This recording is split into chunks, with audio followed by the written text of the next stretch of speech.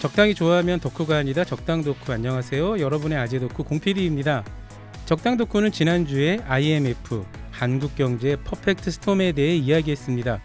내실을 다지지 못했던 압축 경제성장의 비극 또는 샴페인을 너무 일찍 터뜨렸던 성급한 자축을 반성하는 목소리도 함께 있었다고 말씀드렸죠.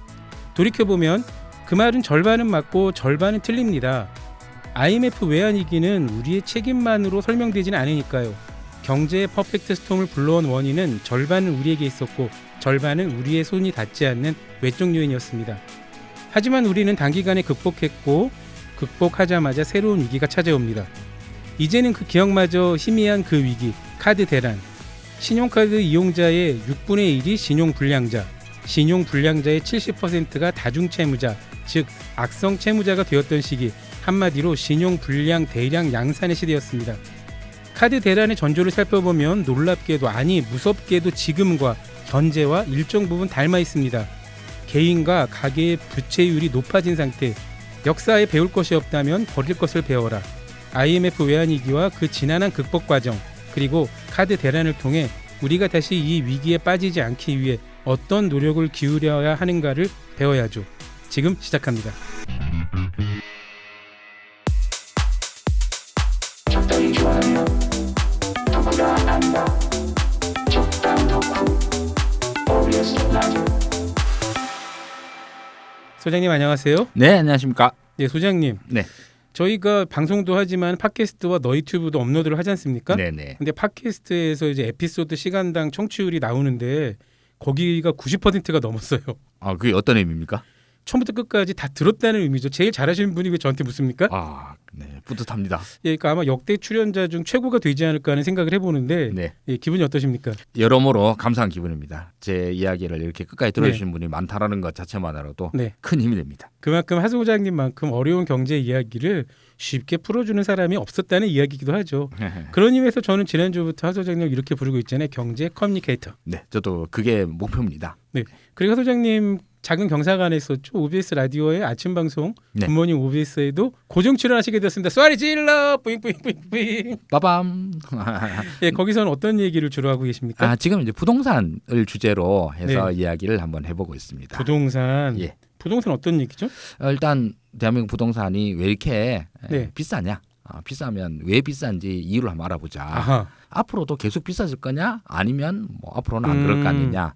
이런 것들을 첫 시간에 이야기를 했고요. 네, 또 예. 역시 거시적인 이야기. 예. 알겠습니다. 지금 굿모닝 OBS에서는 2주, 3주 정도 생각하고 있는 것 같은데 네. 그냥 이참에 쭉 고정하셨으면 좋겠네요. 그 저로서는 매우 감사한 일인데 네. 그러려고 그러면 매일 새벽 5시에 출발을 해야 됩니다. 적당 덕후는 오늘부터 내일까지 또 한국 경제 위기 순간을 이야기하려 합니다. 오늘은 카드 대란, 내일이 대우그룹 공중분해. 지난주 IMF도 굉장히 우울한 이야기였는데 하 소장님 연속으로 암울한 이야기를 고르신 이유가 있습니까? 근데 사실 IMF는 그때 당시를 회고만 해보면 굉장히 네. 이제 우울하지만 그러나 그 극복 과정은 정말 또 한편으로는 큰 희망을 주는 이런 이야기이기도 했거든요. 말도 안 되는 행운의 연속이었다고 네네. 볼 수밖에 없는. 그렇습니다. 근데 반면에 이 신용불량자 사태는 네. 물론 이것도 해결 과정 자체로는 꽤 빨리 되긴 했습니다. 네. 그런데 신용카드 대란 사태를 다시 되돌이켜 보시면 주변에 뭐 이웃이나 뭐 친지 친척들 중에 한 명씩 안 걸린 사람이 없었어요. 한 명이 아니라 보통 서너 명 관계 주변이 모두 거의. 그러니까 생각을 해보면요, 그때 그러니까 21세기 초 아닙니까? 네네. 예, 한 대략 2002년부터 5년 사이 2억안인데 그때 이제 젊은 직장인들이 이런 게 유행했잖아요. 카드 지갑. 그러니까 카드 맞아요. 지갑을 딱 펼치면 신용카드가 10장, 20장씩 나오던. 저도 그때 카드를 발행한 카드를 한 15종 정도 가지고 있었던 것 같아요. 맞습니다. 예. 근데 이제 그 분들 그리고 그 주변 분들이 엄청 고생을 했었었죠. 그렇죠. 예. 고생을 많이 했죠. 그걸 생각을 하면 어쩌면 IMF 이야기보다 더 우울할 수도 있겠어요. 개인에게는 그렇죠. 예. 그럼에도 불구하고 뭐 최대한 이제 분위기는 그렇게 우중충하게 안 나가려고 하긴 합니다만 네. 그럼에도 불구하고 IMF는 국가 전체의 총체적인 위기였다라고 그러면 신용카드 사태로는 개인, 가게라고 하는 개별적 단위에서의 충격이었죠. 그 개별적 단위에서의 충격이 국가 경제 전체적으로 퍼져나간 거기 때문에 충격의 방향이 좀 달라요. IMF 사태와. 그러니까요. 결국 국가란 것도 무슨 국가가 있고 국민이 있는 게 아니라 국민의 총합이 곧 국가 아닙니까? 맞습니다. 그래서 국민 전체의 위기가 바로 국가 위기인 거니까요. 그래서 뭐 IMF 위기는 국가의 위기가 국민들 개개인의 삶에 이제 충격을 입혔던 것이고 네. 신용카드 대란 사태는 국민 개개인의 충격이 국가 경제 전체로 파급을 일으켰던 이런 사건이라 가지고 두 개를 한번 비교해 보면서 서로 어떻게 이제 극복이 되었는가 살펴보는 것도 의미가 있을 것 같고 맞습니다. 그리고 지금 현재 2023년 현재 딱 이제 거의 한 20년 정도 됐네요. 그렇죠. 20년 후에 지금 상황은 아하. 그때랑 비교를 해서 지금은 안심할 수 있느냐 그렇죠. 이런 점들도 짚어볼 수 있을 것 같습니다. 사실 그것 때문에 카드 대란을 먼저 고르신 거지만 현재 우리 경제가 지표상으로 굉장히 위험한 게 여러 가지 있습니다만 일단 경상수지 적자가 계속 된다는 게 이게 가장 큰 위험이고 근데 또 최근에 호전됐다고 하는데 사실 호전된 게 아니죠. 네. 수입액이 엄청나게 줄었기 때문에 맞습니다. 예, 수입이 줄어서 그런 예, 거죠. 일부 호전된 거고 그리고 그거보다 심각한 게 가계부채 증가와 함께 가계 순자산의 감소 네, 이게 심각하잖아요. 그렇습니다. 일부 통계에 의하면 21년부터 22년까지의 가계 순자산이 마이너스 300조 원이 넘었다고 합니다. 그러니까 이건 대부분 부동산 때문에 일어난 그렇죠. 일이겠죠. 예, 부동산 가격 자체가 이제 떨어져서 생기는 거니까 뭐 이것 자체로 해서 가게가 이제 왕창 큰일 났다 이렇게 얘기를 하기엔 좀 무리가 있긴 있죠. 무리가 있죠. 예. 네. 근데 알겠습니다. 그게 문제가 아닙니다, 사실은요. 더 큰 문제가 있습니까? 이제 가계 순자산이 총체적으로 봐서 이제 300조 줄었다 네. 그러는데 실제로 가계 순자산을 전체로 따지면은 한 1경 정도 되거든요. 이 1경 중에서 네. 300조가 줄었다 그러면 총액으로 따지면 퍼센트로는 사실 눈에 잘 띄지도 않습니다. 그런데 일단 방향이 줄었다라고 하는 건 분명하죠. 그렇죠. 여태까지 계속 늘었거든요. 그러니까 이게 걱정되는 게 일본에 흔히 일본 경제 얘기할 때 잃어버린 10년, 20년, 30년 됐다가 이제는 always 잃어버린. 항상 잃어버리라 그러는데 일본의 그 경기 침체가 굉장히 비슷한 양상을 보이잖아요. 특히 총주택 가치의 감소. 네네. 이게 일본의 잃어버린 10년이 시작할 때와 매우 유사한 현상을 보인다는 게 걱정이죠. 그리고 우리가 가계소득이 증가하지 않는다는 것도 이것과 동일한 일이잖아요. 맞습니다.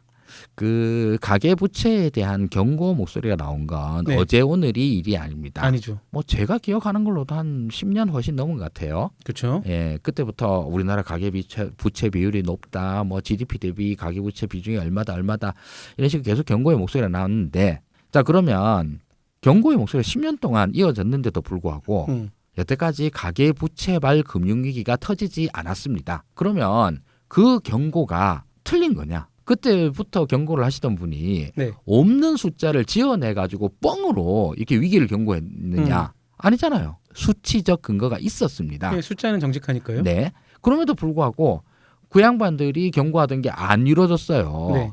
그러면 그 양반들이 경고한 수치는 대부분 가계부채의 일단 총액이 크다. 그리고 둘째로 그 총액이 큰 것뿐만 아니라 GDP 대비로 봐도 매우 높다. 높죠. 예, 그리고 그건 다른 나라와 비교를 해봐도 우리나라 특히 높다. 이런 거였습니다. 네. 근데 그 반론도 있어요. 네.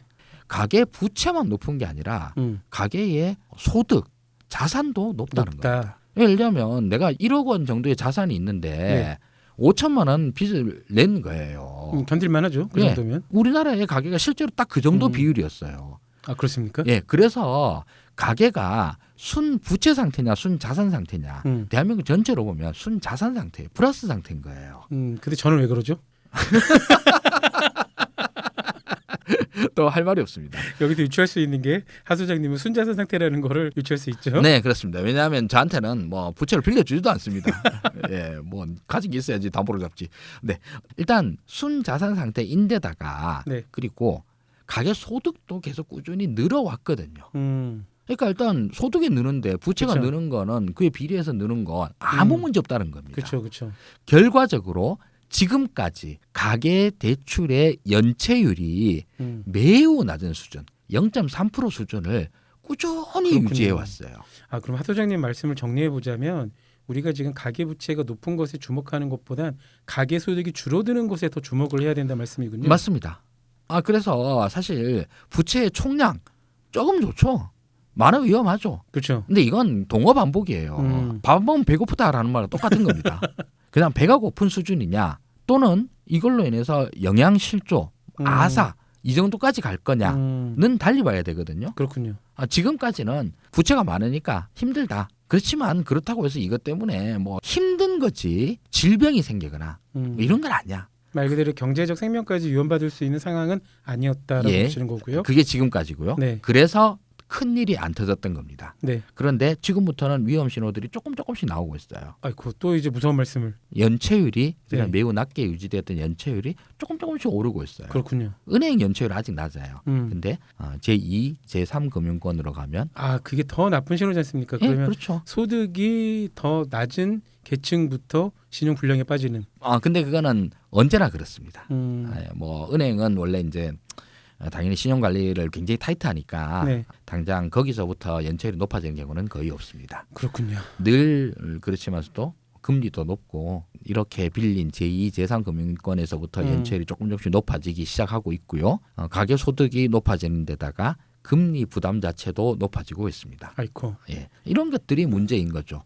이러다 보니 20년 전의 사태를 한번 복귀해 보는 게 좀 네. 의미가 있겠다 이런 생각이 듭니다. 알겠습니다. 신용카드 대란 사태 지금도 기억하고 계신 분들이 많으실 거예요. 근데 모르시는 분들도 있을 테니까 그때 상황이 어떠했는지 상징적인 사건을 하나 말씀해 주십시오. 네, 2003년입니다. 2003년이 제일 하이라이트였거든요. 네. 이때에서부터 이제 대책이 와르르 쏟아져 나오기 시작했는데 네. 숫자 딱 하나만 말씀드리겠습니다. 당시 대한민국의 신용불량자가 네. 총 372만 명을 기록합니다. 잠시만요. 37,000명이 아니라 372만 명이었습니다. 당시 대한민국 인구가 5천만도 안 될 때였지 않습니까? 그렇죠. 예, 그러면 경제활동 인구의 대략 6분의 1, 7분의 1 정도가 신용불량자라고요? 네, 맞습니다. 그럼 그 나라는 망한 거 아닙니까? 거의 망한 거라고 봐도 이제 망했다라고 생각하는 사람들도 많았습니다. 네. 우리 IMF 때 그때 뭐 파산 뭐 이런 걸로 해서 엄청나게 신용불량자 쏟아져 나왔다. 그렇죠. 라고 했었을 때 98년도에 193만 명이었거든요. 거의 그때 2배를 기록하네요. 네, 그로부터 딱 5년 후에 세상에. 신용불량자 수가 그냥 절대 숫자 자체가 딱 2배가 된 겁니다. 어머 세상에.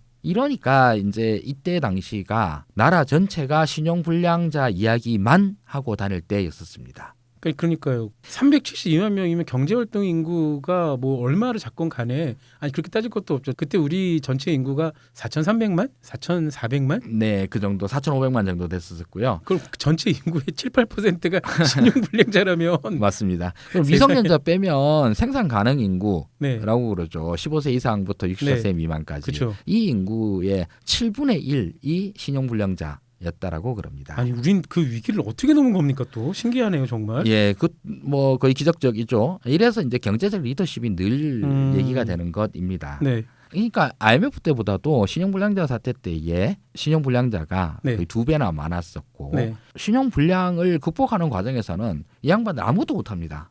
그냥 빚 그렇죠. 갚는 것밖에 못하는 거죠. 네. 그러면 그만큼의 소비라든가 이런 것들이 다 잠겨버리고요. 이걸 극복해내야 되는 게 이때 당시 경제팀의 주어진 미션이었던 겁니다. 그렇겠죠. 그리고 그걸 극복해낸 거고요. 네. 예. 지금 그때 당시를 좀 생각을 해보면 요즘은 은행에서 통장도 잘 안 만들어줍니다. 계좌 만들려면 며칠 걸리기도 해요. 예. 그리고 이거 왜 만드냐 뭐 빡빡하게 묻고요. 그렇죠. 이미 통장이 있는데 또 만들어 달라 이런 거 안 합니다. 근데 아니 내가 뭐 딴 걸 아는 거 대출하는 것도 아니고 여기 돈 맡기겠다니까요. 그러니까요. 그런데도 안 해줍니다. 왜냐하면 이제 요즘은 대포 통장 이런 게 많아가지고. 그러니까 하다못해 주식 계좌도 하루에 하나 만들면 열흘인가요? 그래요? 그 다음에 개설이 됩니다. 다음 거 만들려면. 근데 이때 당시에서는 은행 통장은 말할 것도 없고 그 은행 통장 하나를 만들 때마다 체크카드가 아니라 그냥 신용카드를 무조건 다 발급받을 수 있었습니다. 지금 생각하면 말도 안 되는 시기죠. 심지어 카드 발급을 길에서도 했잖아요. 예, 길거리에서 그냥 지나가는 학생들 붙잡고 신용카드 만들려고. 세상에. 그렇게 해서 만들었던 거고 그래서 당시에 발행된 신용카드가 1억 장이었거든요. 아하. 미성년자한테 발급 안 되니까. 그렇죠. 그리고 나이가 이제 뭐 70, 80 되신 분들한테 신용카드 발급 잘 안 해주니까 생산 가능 인구로만 따지면 1인당 한 4장 이상은 다 들고 있었던 것이고요. 맞아요. 저도 제 주위에 직장 생활할 때인데 그때 주위에 신용카드 15장, 20장씩 가지고 카드 지갑을 아코디언처럼 쫙 펼치는 게 있습니다. 그래서 어디 가서 계산할 때 보면 그거를 쫙 펼쳐서 오늘은 뭘로 쓸까 고민해서 이렇게 내던 기억이 납니다. 맞습니다. 그리고 이때 당시에는 일단 현금 서비스죠. 네, 현금 서비스가 카드 한 장당 300, 500 이렇게 되는 게 수두룩했고요. 그랬죠. 예, 뭐 조금만 상태 괜찮다 그러면 1,000만 원까지도 현금 서비스가 되는 경우도 많았었습니다. 그러니까요. 그래서 대금 결제일이 다가오면은 현금 서비스로 카드 돌려막기를 네, 네 그러면서 굉장히 자랑스럽게 돌려막으면 돼. 이번에 막혔네요. 괜찮아. 새 카드 만들면 되지. 이런 시대였으니까. 예, 제 친구가 했던 말 중에 이제 나도 돌려막을 카드가 잘 없어가지고 네. 서울 시내은행은 다 받았고 이제 이제 지금 지방은행으로 가가지고 뭐 전북은행, 제주은행 이런 거 받고 있어. 그분 지금 어떻게 살고 계시나요? 연락이 끊긴 지가 꽤 오래됐습니다. 예, 건강하시길 빌겠고요. 네. 예, 여러분 그럼 안 됩니다. 네, 이제 요즘은 그렇게 아예 하려고 해도 할 수가 없게 이런 여러 시스템들이 마련이 됐죠. 카드 발급 자체가 좀 굉장히 까다로워졌죠. 맞습니다. 그리고 카드 한도도 그렇게 안 풀어주고요. 그렇죠. 그러니까 제가 저쪽 은행에서 굉장히 카드 한도 사용이 높은 그 카드를 20년 쓰고 있다가 이 카드사로 옮겼어요. 보통 예전이면 그런 거 거의 인정해 줬지 않습니까? 맞습니다. 이제 인정 안 해줍니다. 그렇습니다. 예전에 그러셨어요. 네, 근데 저희는 기록이 없으니까 지금부터 시작할게요. 고객님 이러고 시작해요. 저도 깜짝 놀라서 카드 한도가 뭘 결제하려고 결제가 안 되는 걸로 한도가 걸린 거예요. 무슨 말도 안 되는 보니까 전에 쓰던 거에 한도가 6분의 7분의 1밖에 안 나오더라고요. 카드사에 전화해서 조금 올리긴 했는데 네. 아니 제가 지금 15년째 이렇게 문제없이 썼는데 여기는 왜 그런 거라 했더니 뭐 그건 그렇다고 네. 어쩔 수 없다고. 맞습니다. 이게 이제 사실 개인 신용 관리들이 그나마 이제 시스템화가 돼서 네. 지금은 이제 이런 상황인데 이때까지만 해도 전혀 안 그랬었죠. 그렇죠. 그리고 사람이 카드를 쓴다 그랬었을 때 카드 끓는 거 한계가 있기 마련입니다. 그렇죠. 그런데 네. 이때 당시에 이 한계를 아주 쉽게 뛰어넘는 게 뭐냐면 네. 현금 서비스였어요. 아하. 이 현금 서비스를 갖다가 다들 엄청나게 받고 카드론까지도 손대는 사람들이 무진장하게 많았습니다. 아이고. 이게 왜 문제냐 그러면 이때 이걸로 인해 가지고 생긴 대한민국사에 아주 중요한 변화가 하나 있습니다. 카드 빚을 엄청나게 졌다. 그렇죠. 이때 당시에도 카드 현금 서비스 이율이 25% 뭐 30% 이랬던 시기거든요. 야, 그때 진짜 이율 같은 것도 계산 안 하고 맞습니다. 그리고 살던 시대니까. 예. 개인적인 질문입니다만 그때 하 소장님은 카드 빚을 쓰시거나 카드론이나 현금 서비스 많이 사용하지 않으셨나요? 그때는 제가 이제 제 역사상에서도 가장 가난하던 때라 가지고 저 정도로 가난하면은 신용카드에서도 잘 안 해줬더라고요. 아이고. 예, 그래서 뭐 저는 다행히 네. 신용불량자가 되는 위기는 너무 가난해서 넘길 수가 있었습니다. 그리고 지금은 순자산을 자랑하시는 순자산은 무슨? 네, 하선생님 저도 부채는 없어요. 네, 예, 그걸 다행이라고 생각하고 살고 있습니다. 맞습니다. 그것만 해도 어디야? 그러니까요. 예, 이러다 보니까 이제 이게 문제가 터지기 시작을 하니까 네. 경제 활동 인구의 뭐 어떤 통계는 6분의 1이라고 어떤 통계는 7분의 1이라 그러는데 6명 내지 7명 중에 1명은 신용불량자가 되어 버립니다. 그러니까 그러면 사실상 나라가 망한 거 아닙니까? 예, 그렇죠. 그걸 실제로. 어떻게 버틸 수 있었죠? 그래서 주가도 뭐 거의 3분의 1 토막 나고 막 그랬습니다. 그러니까요. 그때. 예, 그리고 신용불량의 질도 매우 안 좋았죠. 신용불량이 될 정도다 그러면 빚이 많았다는 거고 네. 많았다 그런 거는 돌려막기를 하고 있었다라는 거고. 다중채무. 예, 소위 말하는 다중채무자인 거죠. 악성 다중채무자. 예, 다중채무자가 표현 자체로 돌려막기 하는 사람이었습니다. 그러니까요. 이 사람들은 그냥 그때 싹 다 정리가 됩니다. 왜냐하면 카드사에서 카드사가 망하게 돼가지고 그러니까. 현금 서비스 한도, 뭐 카드 한도 이런 거 갖다가 그냥 한 방에 팍 줄여버렸거든요. 하선생님 먼저 그거부터 좀 궁금해요. 네, 그렇게 아무에게나 그 사람이 개인 신용을 확인하는 절차가 없이 아무에게나 카드를 남발하면 당연히 위기가 올 것이라는 거를 카드를 발급하던 사람들은 몰랐습니까? 왜 길에서조차 그냥 계좌번호만 적으면 바로 카드를 발급해 준 거죠? 이게 여러 가지 이유가 있습니다만 딱 2개 만들게요. 네. 첫째로는 카드를 왕창 발급을 해도 네. 처음에 2, 3년 동안은 별 문제가 없어서 그랬습니다. 별 문제가 어떻게 없을까요? 별 문제는 신용카드사에서의 문제는 뭐냐면 연체입니다. 네. 근데 연체율이 신용카드를 꽤 많이 왕창 발급을 했는데도 불구하고 네. 연체율이 안 높아져요. 한 3년 정도까지. 2001년, 2년 이 정도까지만 해도 그 채무가 계속 이제 악성으로 굴리다가 한계점에 도달할 때까지는 그랬단 말씀이군요. 네. 그래서 이때 당시에 2001년도 정도까지만 해도 네. 연체율이 3% 미만을 계속 유지를 해요. 현재 연체율은 어느 정도입니까? 지금은 1% 미만입니다. 1% 미만. 예. 근데 1% 미만인 때로 비교해서 이때 당시에 뭐 2.5%, 2.6% 이런 많아 보일 수는 있지만서도 그때 당시에 이제 금리 수준도 다르고 이러니까 조금 그렇죠. 네. 똑같이 비교하기는 힘듭니다.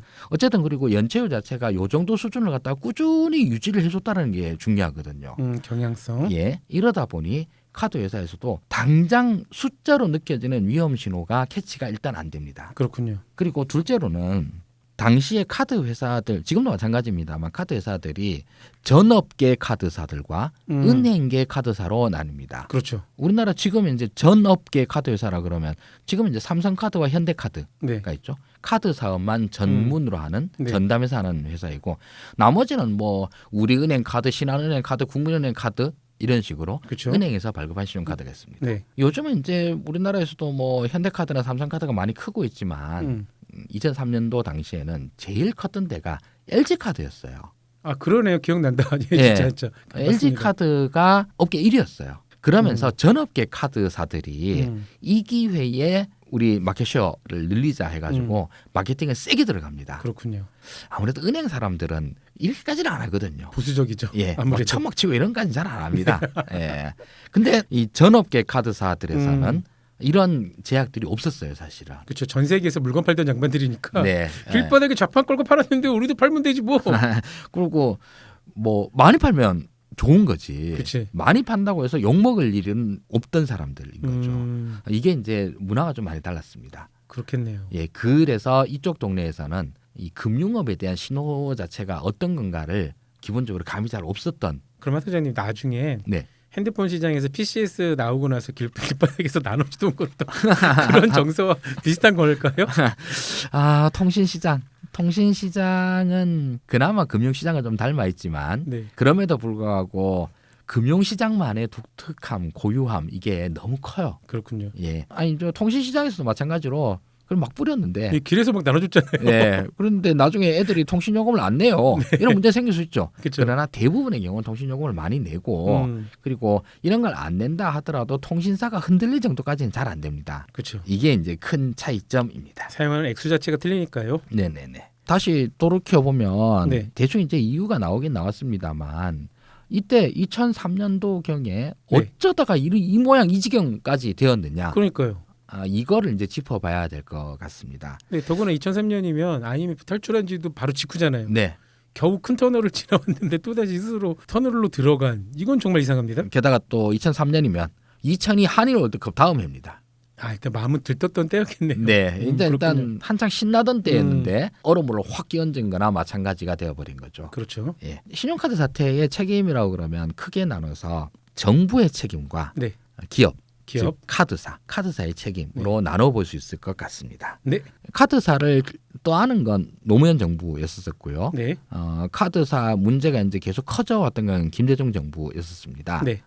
근데 이제 김대중 정부 시기는 되자마자 IMF 사태를 해결해야 되는 어마어마한 미션을 받았고 나라 자체가 매우 가난해져 있는 상태입니다. 네. 나라 가난하다는 말은 정부도 가난하고요. 그렇죠. 개인도 가난하고 네. 기업도 가난합니다.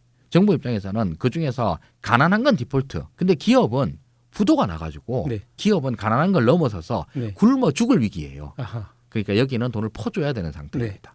그러면 돈을 어디서 퍼주냐? 정부가 퍼줘야 돼요. 네. 근데 정부도 가난해요. 그러려고 그러면 정부는 세금을 많이 받아야 됩니다. 그렇죠. 세금을 어떻게 많이 받느냐? 뭐 말 그대로 학정을 펼쳐서 인두세. 뭐 이렇게 해서 하고 싶지만 그것도 안 됩니다. 이렇게 하면 다 도망갑니다. 인두세를 만들어서 신설해서 인두세를 불화시켜. 현대의 인두세는 사실 부가세죠. 그렇죠. 예, 그러다 보니까 인두세 개념이라고 말하기 애매합니다만. 네. 그래서 부가세는 일단 국가 세금 중에서 제일 중요한 세금인데 왜냐하면 제일 금액 자체가 커서 그렇습니다. 누구에게나 다 발생하고요. 네, 맞습니다. 그리고 세금은 크게 나눠서 소득세 그리고 부가세니까 거래세죠. 거래세가 있고 보유세 이렇게 크게 세 가지로 나눌 수 있거든요. 우리 정부가 어떻게 세수를 확대했는가는 2부에서. 네, 그거는 나중에 할 건데 네. 어쨌든 이 아니 중에서 2부에서 가야 된다고요. 아, 그래요? 시간이 다 됐다고요. 아 벌써? 네. 알겠습니다. 적당히 좋아하면 덕후가 아니다. 적당 덕후 OBS 라디오. 1부에서 가난한 우리 정부가 위기를 극복하기 위한 세수 확대 이야기를 하시다 끝났어요. 이어주십시오. 정부는 국민들로부터 네. 악착같이 세금을 뜯습니다. 네.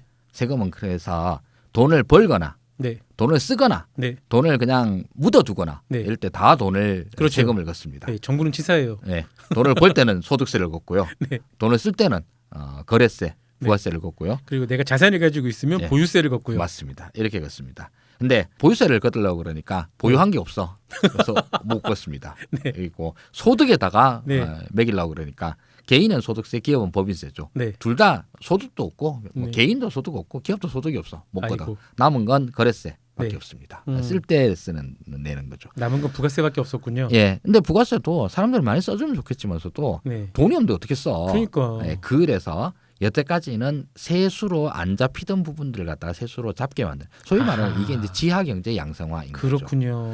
신용카드로 쓰면 이게 칼같이 부가세 10%를 거둘 수 있습니다. 그렇죠. 거래가 다 그냥 공개되니까? 세무서에, 세무서에 그냥 바로 직통으로 신고가 되니까. 그렇죠. 그래서 예전에는 부가세 안 내고 있던 뭐 음. 소위 말하는 동네 구멍가게들도 다 세금 다 내게 됐습니다. 그렇죠. 지금은 그래서 우리나라는 탈세 이런 게 거의 없어진 나라예요. 탈세를 하려고 그러면 진짜 불법적인 거래에서만 가능합니다. 그러니까 탈세도 많이 없어졌고 그리고 5만 원짜리 고액권이 나오니까 5만 원 고액권은 유통이 안 돼. 그렇죠. 어딘가에 다 금고에 다 들어가 있어가지고. 누가 가지고 있는 거 도대체. 예, 맞습니다. 이러다 보니까 정부로서는 신용카드 사용이 늘어나면 이전까지 세금 못 걷던 그렇죠. 거래에서도 다 세금을 거둘 수 있는 거예요. 그래서 신용카드 사용을 적극 장려합니다. 권장 장려 수준 정도가 아니라 일종의 강제로 기록카드 사용 안 하면 큰일 나. 그때 이제 그 정도 있었던 느낌? 여러 가지 제도를 생각을 해보면 그냥 장려하는 걸로 따지면 뭐 예를 들면 신용카드 복권제도 이래가지고 거기서 나온 번호 이런 걸로 경품 추첨 이런 걸 하기도 하고 맞아요. 그런 것도 있었죠. 예, 무엇보다도 신용카드 차별을 하면 처벌하게 만드는 법률을 만들었고 맞아요. 그것도 그렇고 생각해보니까 연말정산 때 신용카드 사용한 대금에 세금을 일부 환급해 주는 맞습니다. 것도 이것도 굉장히 특수한 사례였잖아요. 예, 근데 예. 지금 모든 사람들이 이걸 너무 당연하게 생각하고 있지만 언젠가 사라지겠죠. 아니 근데 이거는 또 굉장히 효율적인 효과적인 제도이기도 했었죠. 음. 그만큼 신용카드 공제를 받을 만큼이라고 하면 그만큼 돈 썼다는 말 아니냐. 그렇죠. 그만큼 네가 부가세를 많이 냈으니까 소득세에서 좀 깎아줄게. 감사합니다. 예. 저도 사실 환급 받는 게 그거밖에 없어가지고요. 네. 뭐 이런 걸로 해가지고 정부 입장에서도 신용카드 사용을 많이 독려를 했었습니다. 이제 좀 이해가 되네요. 예. 역시 설명을 너무 쉽게 하시는 것 같아요. 뭐 이렇게 해서 정부 입장에서는 네. 세금 거래에서 안 잡히던 거래를 잡히는 거래로 바꾼다. 그렇죠. 이건 아주 중요한 거였었죠. 네. 그러면서 그 과정에서 신용카드를 통해서 신용 거래를 통해서 소비가 좀 더 늘어나면 내수 진작이 되니까 좀 더 그렇죠. 좋아. 요까지는 충분히 이해 가능한 수준이었어요. 네. 근데 이거가 기업의 마케팅과 만나면서 폭주를 해버립니다. 기업이 문제가 훨씬 컸어요. 그렇군요. 아까 얘기했던 LG카드가 제일 대표적입니다. LG카드가 당시 업계 1위였어요. 그러니까요. 이게 굉장히 기억이 희미한데 지금 듣고 계신 많은 분들이 LG가 카드도 했었나? 하는데 네, 그랬었습니다. 예, 카드가 당시 압도적인 1등이었었고요. 그렇죠. 그리고 그때 당시 LG카드 광고들 중에서도 전설적인 광고들도 많이 나왔습니다. 마케팅을 너무 잘했죠. 예, 엄청나게 잘했었고요. 특히 뭐 여성들에게 어필하는 음. 직장 여성들에게 어필하는 광고가 정말 기가 막혔죠. 그런데 LG그룹이 네. 사실 업계에서 1등 찍는 게 별로 없었거든요. 뭐 예를 들면 가전도 뭐 삼성이랑 뭐 1, 2를 엎치락뒤치락 이렇게 하고 뭐 전자 뭐 등등등 다 없었었는데 최초로 LG가 삼성과 정면으로 맞붙어서 압도적으로 1등을 한 거예요. 회장님이 신나셨구나. 네, 여기에서 숙적을 이겼어. LG가 이거네?라고 하는 판단을 하게 됩니다. 올인. 예, 그렇게 해서 마케팅에 더 쏟아붓기 시작을 한 거죠. 그리고 삼성도 당시에 이거 뭐야 이거? 질 수 없죠. 예, 이렇게 해서 같이 맞불을 놓습니다. 참나.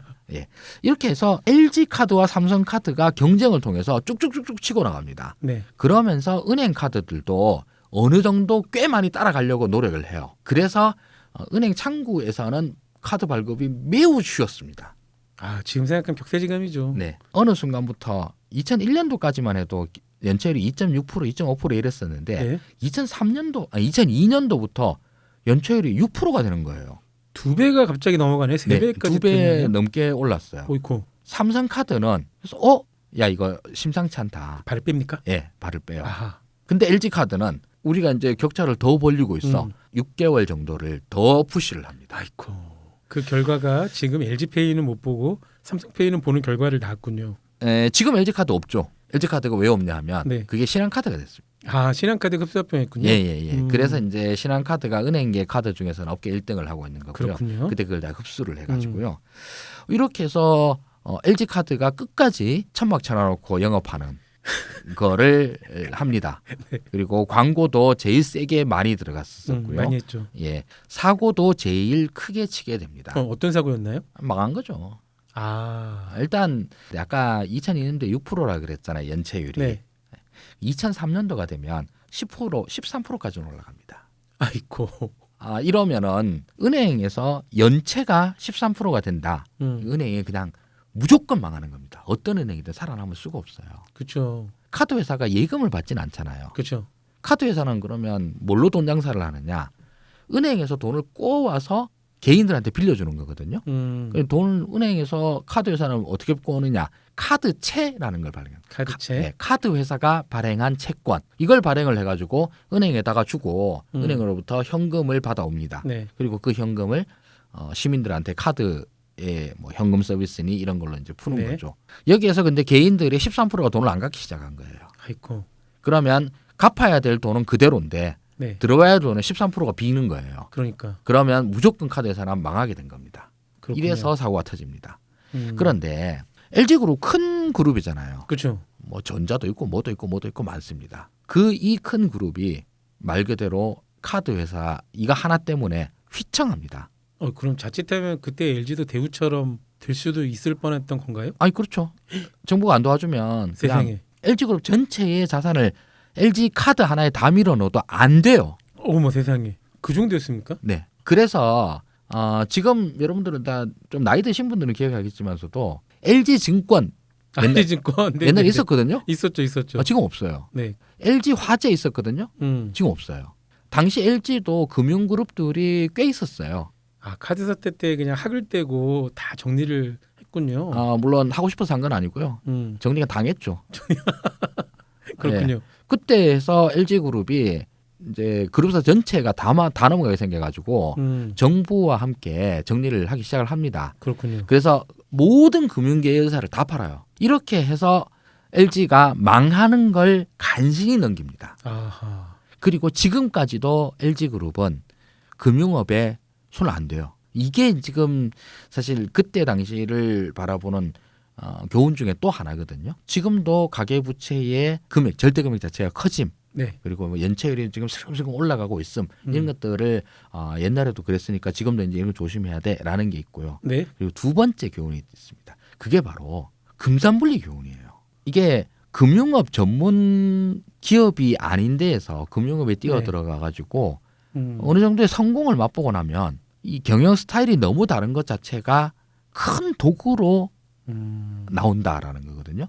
원래 금산분리를 하자라고 하는 건 좀 의미가 다릅니다. 왜냐하면 금융자본과 산업자본을 같이 결합을 해보면 같은 그룹 내에서 LG은행이 그러니까요. LG전자한테 대출 왕창 해주고 이러면 둘이서 지손 지가 뜯어먹는 거 아니냐. 그러니까 돌려막기 내부 거래. 예, 내부 거래. 이것 전형적인? 때문에 이제 금산분리를 해야 된다라고 하는 건데 이게 이제 제일 큰 이유긴 한데 달리 말하면 LG전자를 경영하는 원칙과 LG은행을 경영하는 원칙은 너무 다르다는 거예요. 그거 어떻게 다르냐? LG전자는 매출액 많이 나오면 좋은 거, 순이익 많이 나오면 좋은 거인 거예요. 이 과정에서 매출 채권 잘 관리해야지. 맞죠? 근데 그거는 매출액을 늘리는 과정에서 부가적으로 나오는 문제들인 거예요. 근데 반면 금융회사로 올라오면 매출액이 느는 것보다 훨씬 더 중요한 게 부실 채권 관리가 훨씬 중요해요. 부실 채권을 만들지 않는 것이 예. 매출을 늘리는 것가 훨씬 더 중요하다. 맞습니다. 금융계에서는 이런 격언이 있습니다. 은행은 손님 없어서 망하는 거 아니야. 어, 이런 말을 하거든요. 예, 그럼 왜 망하죠 은행은? 손님이 돈을 안 갚아서 망하는 거야. 손님은 없어도 되지만 돈을 안 갚는 손님이 있어서는 안 된다. 근데 금융업은 기본적으로 돈이라고 하는 상품을 다루기 때문에요. 네. 돈은 상품의 차별화가 없어요. 너 뭐 우리 은행에서 빌린 돈이랑 국민은행에서 빌린 돈이랑 똑같이 돈입니다. 그렇죠. 국민은행에서 빌렸는데 그 대출 품질도 좋아. 라고 하는 거는 이재율밖에 없죠. 네. 금리를 제외하면 맞습니다. 똑같은 거니까. 똑같은 돈을 빌리는 거기 때문에 네. 손님이 없다. 그럼 가격을 조금만 더 싸게 해주면 됩니다. 그렇기 때문에 은행 입장에서는 매출을 늘리는 건 너무 쉬워요. 그렇죠. 경쟁은행보다 금리를 0.0001% 더 싸게 해주면 됩니다. 그러면 손님은 얼마든지 늘릴 수 있습니다. 그렇군요. 문제는 뭐냐면 그 손님이 돈을 잘 갚을까 안 갚을까 이거입니다. 그렇죠. 만약 손님이 돈을 안 갚으면 은행은 망하게 되는 거거든요. 금융사가 아닌 전업계 금융사, 카드사에서는 네. 이 개념이 알고는 있었죠. 이걸 모를 리가 있습니까? 그렇지. 그러나 이게 몸에 체화가 안 되는 거예요. 살아온 세월이 달라. 네. 살아온 공간도 다르고. 그렇군요. 이게 여기에서 LG그룹은 이걸로 인해서 카드사 다 팔고 네. 뿐만 아니라 금융사 다 팔고 이렇게 정리가 됩니다. 삼성은 6개월 전부터 정리하기 시작을 해가지고 관리가 들어갔어요. 그래서 아직까지도 삼성카드 장사 잘하고 있고요. 뭐 삼성생명, 삼성화재, 뭐 삼성증권 다 그대로 남아있죠. 그렇죠. 삼성은 왜 그렇게 됐냐? 이전에 생명보험 이런 걸 하면서 금융업계에 내력이 있어서 그랬어요. 반면 은행계 카드사들 중에서도 네. 사고를 크게 친 데가 있습니다. 어디죠? 외환입니다. 외환. 외환카드도 그때 크게 이제 카드를 벌렸거든요. 그렇군요. 근데 똑같이 맞은 거예요. 그때 외환은 그 론스타 넘어가기 전에 외환이죠? 외환카드가 넘어가는 바람에 네. 그래서 외환은행이 론스타에 넘어갑니다. 그렇군요.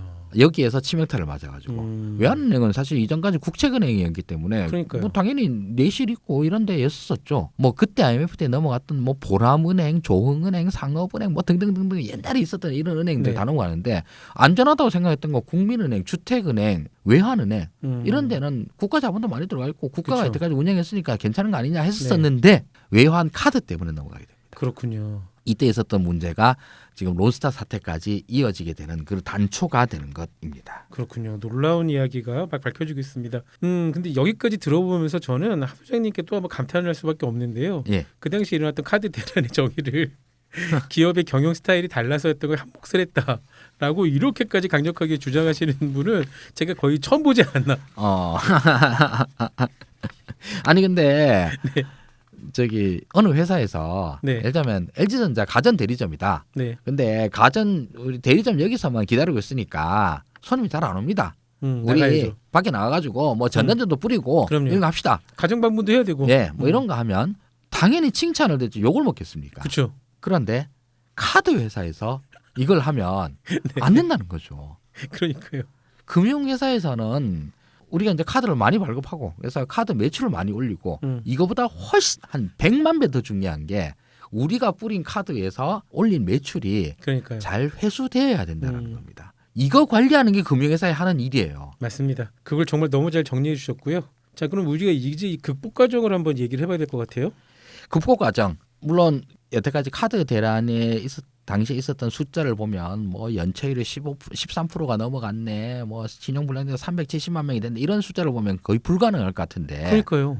의외로 한 3년 정도 후에 싹 네. 정리가 됩니다. 어떻게 정리가 됐죠? 우선 뭐 기업들은 정리를 했고 그 많은 신용 불량자들 중에 어느 정도 비율이 정상 신용으로 되돌아왔습니까? 이게 여기서 나온 이야기들을 보면 천하의 묘수가 네. 없어요. 없나요? 예, 없어요. 그렇죠. 갑자기 뭐 그 사람들의 채무를 변제해 줄 수도 없고, 네, 예, 그래서도 안 되고 그건 모랄 해저드로 맞습니다. 가는 길이니까. 지금 들어보면 굉장히 건조한 공문서에 나오는 네. 뭐 구호성 뭐 이런 것들 구호도 없어 사실. 그냥 뭐죠? 그냥 뭐 할 법한 이야기들을 설마 한 개 답니다. 도광 양해 같은 겁니까? 거의 그 수준이죠. 근데 이제 예를 들면 사고가 제일 크게 터진 LG 네. 같은 경우에는 네. 금융사 정리를 싹 합니다. 음. 그렇게 해서 남아 있는 데는 그냥 다른 은행이나 뭐 다른 금융기관들에 싹 팔아가지고 네. 싹 정리를 하고 네. 더 이상 이제 추가 부실이 생기지 않도록 하고 그리고 지금 당장 카드로 인한 모든 금융 거래가 거의 멈춘 거랑 마찬가지예요. 그냥 카드채가 더 이상 발행이 안 되기 때문에 그렇군요. 카드세 신규 자금 유입이 안 되니까 카드사는 당연히 결제 한도라든가 줄 수밖에 없죠. 예, 현금 카드, 뭐 카드론 이런 거 그냥 팍 줄여요. 이때 당시에 정말 논란도 많았고 끝까지 지킨 원칙이 있습니다. 네. 원금 감면 없다. 물론 이제 채무 조정 프로그램을 통해 가지고 5년에 걸쳐서 10년에 걸쳐서 개인 신용 회복 프로그램을 돌리긴 돌립니다. 네. 그럼에도 불구하고 원금 감면은 없다라고 하는 원칙을 분명히 지킵니다. 당시에 그러면 채무 변제를 요구하는 사회적 압력이 존재했었군요. 당연히 엄청나게 컸죠. 음. 그렇게 해서 원금 감면 해줘야 된다. 뭐 기업들 책임도 크지 않느냐, 정부 네. 책임도 크지 않느냐, 음. 뭐 개인이 쓴 거밖에 없지 않느냐. 근데 여기에서 개인의 원금까지 감면해준다라고 하면 전형적인 시장의 신호가 돼버리는 겁니다. 그러니까요. 그러면 뭐 누가 애써서 경제 활동을 하겠어요. 네, 물론 원금 상환 일정을 조정하는 건 엄청 많았어요. 당장 안 되니까 돈이 없는데 어떡해. 그치. 예, 이런 거 하고 뭐 정 안 되면 파산까지 가고 이런 경우도 많습니다. 파산이 되면 당연히 원금은 뭐 날아가는 거죠. 개인 파산은 예나 지금이나 굉장히 절차가 복잡하고 엄격하죠. 파산까지 가는 건. 그렇습니다. 한번 파산하고 나면 그 다음부터는 이제 금융거래 자체가 거의 불가능해지기 때문에 아이고. 예, 그런 걸 감수해야 되는 거죠. 네. 감면을 받으려면. 물론 뭐 그렇게 해서 감면 받은 경우도 많습니다. 그렇다고 해서 신용불량자 숫자가 뭐 370만 그랬잖아요. 네. 370만이 뭐 10만, 20만 수준으로 줄어든 건 아닙니다. 그렇지만 3년 후에 60만 명이 줄어듭니다. 60만 명으로 준 게 아니라 60만 명이 예, 줄어서 그래서 300만 명 수준이 300만 명. 예, 그 정도 수준으로 줄어듭니다. 네. 그럼에도 불구하고 국가 경제 전체는 이때부터 소위 말하는 개인의 신용 문제로 발생하는 국가 시스템 위기는 없어져요. 그 정도만 줄어도요. 예, 왜냐하면 방향이 줄어들고 그 이후로 추가적으로 부실이 더 많아지느냐 적어지느냐거든요. 추가적인 부실이 이때에서부터는 계속 줄어드는 쪽으로 방향을 튼 겁니다. 그렇게 해서 당연히 금융기관들도 빡빡하고 그다음에 신용회복 프로그램을 돌리는 개인들 엄청나게 힘들죠. 몇 년 동안 뭐 거의 아무것도 못 쓰고 네. 카드 빚만 갚아야 되는 세월을 보내야 됐죠. 그렇지만 그걸 통해서 극복을 해낸 거죠. 그렇군요. 이후로 이게 가능했던 거 일단 국가 경제가 성장을 해서 그렇습니다. 아하. 이거 크거든요. 그렇군요. 역시 경제 성장은 뭐 IMF 극복도 그렇고 수출 증대와 경제 성장이 모든 경제란에 어려운 맞습니다. 일 해법이 아닌가. 예. 그리고 이때 당시에 노무현 정권은 뭐 경제를 포기한 대통령이니 뭐 별의별 욕을 들었지만서도 21세기에 다시 없을 호황기였습니다.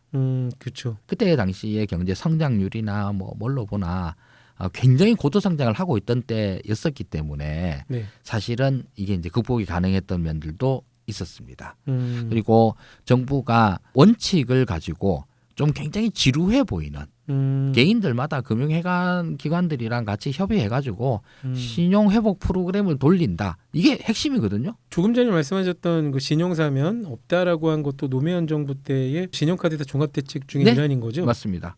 그리고 딴 게 아니라 그냥 카드 빚 진대랑 협의해가지고 언제 어떻게 빚 갚느냐 일정 제출해서 그대로 실천하시오. 그러니까 지금 생각해도 참 인기 없는 정책 아닙니까? 예, 뭐 그런 재미없는 정책이고 네, 개인에게도 카드 회사에게도 그다지 환영받지 못할. 그게 거의 전부라고 해도 과언이 아닌데 달리 말하면 그거 말고 다른 무슨 방법이 있냐는 거예요. 그러니까 정말 그런 생각이 들어요. 진짜 해결하기 어려운 문제에 직면했을 때 돌파할 수 있는 건 전공법밖에 없다. 네. 시간이 걸려도 그건 언제나 어떤 경우에나 통하는 원칙인 것 같습니다. 지금에 와서 지금 좀 불안해지는 거는 지금은 이제 카드 회사에서는 관리를 빡빡하기 때문에 저 같은 경우에는 신용카드 자체를 안 씁니다. 그냥 체크카드 씁니다. 네. 카드를 쓴다 하더라도 옛날처럼 돌려막기까지 가고 하는 경우도 잘 아예 없다시피 합니다. 지금 뭐 개인이 카드도 뭐 많아야 3종? 네, 뭐 그 보통 정도? 한두 개 정도 쓰시죠, 거의. 네. 지금. 그래서 카드로부터 뭐 위기가 발생한다 이런 거는 사실 상상하기 좀 힘들어요. 네. 그럼 별 문제 없나? 그럴 리가 없죠. 지금은 사실 제일 개인 단위에서 문제가 되는 건 네. 두 개가 있습니다. 네. 첫째로는 담보대출이고요. 부동산 담보대출. 네. 부동산 담보대출은 규모가 너무 커서 그렇고요. 네. 두 번째로는 가계대출로 안 잡히지만 실질적 가계대출인 자영업 대출입니다. 이게 이제 제일 불안하게 보여지는 부분인데 이걸로 인해서 사실 이제 시그널은 뭐 당장 연체율로 보입니다. 근데 은행 연체율은 여전히 낮아요. 근데 그게 문제가 아니죠. 대부업 같은 경우 대부업은 연체율이 10%를 넘어가고요. 아이고. 그리고 저축은행, 뭐 새마을금고 이런 데서도 연체율이 높아지고 있습니다. 제가 이제 신용카드 문제를 얘기를 할 때 네. 원인 얘기를 했고요. 대책에서 계속 얘기를 한 게 재미없는 대책이라고 그랬잖아요. 그렇죠. 원칙만 있는. 예, 묘수가 없다 그랬잖아요. 지금 현재에서도 새마을금고 이런 데에서 연체율이 높아지고 있습니다. 그렇군요. 근데 지금 요즘은 놀라운 점이 네. 묘수가 나와요. 묘수요? 어떤 묘수가 나오죠? 연체율을 관리하기 위해서 네. 상상을 초월하는 묘수가 등장을 합니다. 뭐죠? 안 갚아도 된다고 얘기하는 겁니다. 은행에서 채무를 변제해 준다고요? 채무 변제가 아니라 네. 지금 3개월간 연체가 되면 네. 이자를 안 내도 된다. 왜요? 왜냐하면 이자를 내라고 그러면 네. 못 내니까. 아예 도망가니까. 못 내니까. 네, 원금만 갚아라. 그럼 연체율이 잡히잖아요. 네. 그럼 연체율이 잡히면 연체율이 높아지잖아요. 네. 그래서 묘수가 나옵니다. 이자를 내지 마세요. 라고 그러면 이자를 안 냅니다. 원금도 안 내는 프로그램이라고 하면 원금도 그냥 계속 안 내는 거죠. 그럼 그 몇 달 동안 연체율이 낮아집니다. 그게 무슨 묘수예요? 이걸 지금 현재 시행하고 있는 것이고요. 그래서 우리가 지금 그걸 시행하고 있다고요? 네네. 언제부터요? 한 달 정도 됐습니다. 최근에 도입한 겁니까? 네. 그렇게 하고 있고 이걸 저도 처음에 믿기지가 않았는데 이걸 진짜 이금융권에서 지금 시행하고 있다고요? 새마을금고에서 하고 있습니다. 이걸 우리 금융감독원에서 직접 이렇게 지시를 해가지고 하고 있습니다. 금감원에서 이거를 승인한 것도 아니고 직접 지시를 냈다고요? 이게 이제 새마을금고 연체율 관리 대책 중에 나온 이야기. 이게 어떻게 대책이 될 수 있죠? 놀랍죠? 네. 아니 잠깐만 이거 무슨 지금 놀리시려고 그러는 거죠? 아닙니다. 그렇지 않고요. 그래서 새마을금고 직원들도 매우 놀라고 걱정을 하고 있습니다. 지금 가계부채 문제는 불가피한 면들도 있고, 네. 그리고 이걸 극복하는 뭐 어떻게든 해결을 해야 되는 건데 네. 해결을 하기 위해서 그러니까 단기적이고 좀 잠정적인 대책 당연히 필요합니다. 그리고 이걸 통해서 큰 위기 안 나오고 그냥 질질질 끌면서 오래 가도 됩니다. 이거 원래 경제 대책이 다 그렇거든요. 땜빵식 정책이다 비표하는데 땜빵이라도 잘하면 됩니다. 그렇죠. 그런데 땜빵이 통하는 게 어디야? 이건 땜빵도 아닌 거죠. 이게 문제인 거예요. 근데 아니, 상처가 났는데 그냥 여기다가 약을 발라야 되는 게 아니라 약 모양을 가진 물을 바르는 것보다도 못한 거죠. 이런 사태가 벌어지고 있어서 지금 이 가계부채 문제가 심상치 않아 보이는 것입니다. 지금 작은 신호라도 나오고 있는데 대부업체에서 지금 위기에 빠져가지고 대부업체 아예 철수를 하고 뭐 이런데 다더라 새마을금고 연체율이 높아진다더라 이런 문제가 생기면 네.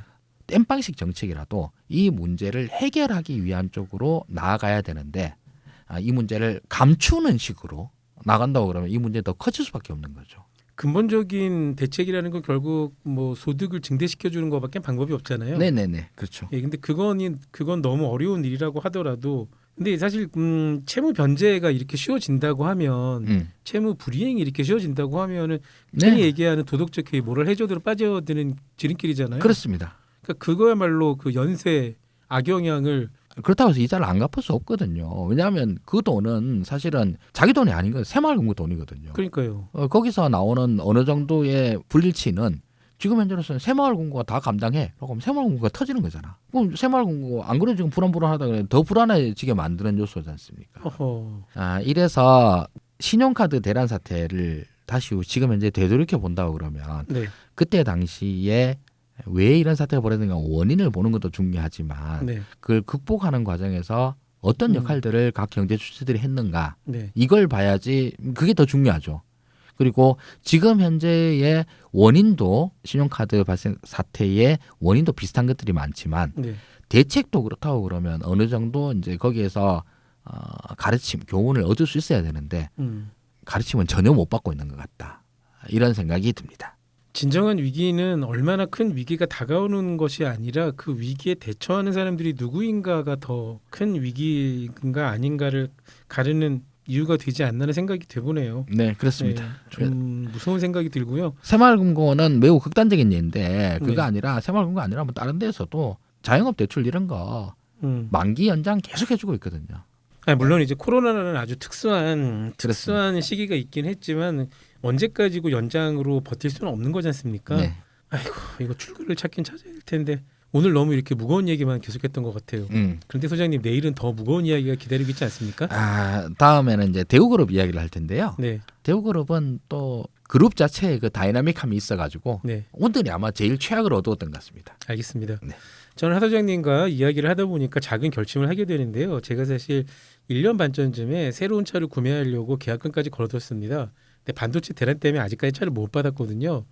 차 구입할 의사가 거의 사라졌습니다. 유동성을 현금 유동성을 그대로 들고 있어야겠다.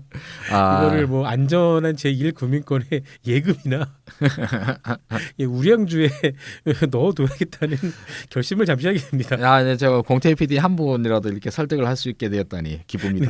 네, 제가 지금 새 차를 살 때가 아닌 것 같고요. 결심을 하게 주셨습니다. 하지만 여러분 소비는 적당한 소비는 좋은 겁니다. 사실 소비를 해야 자본주의 경제가 돌아가잖아요. 그럼요. 네, 소비를 해야 또 기쁘지, 즐겁고요. 지를 때 기쁘지. 뭐 모은다고 기쁩니까? 모으면 피곤하지.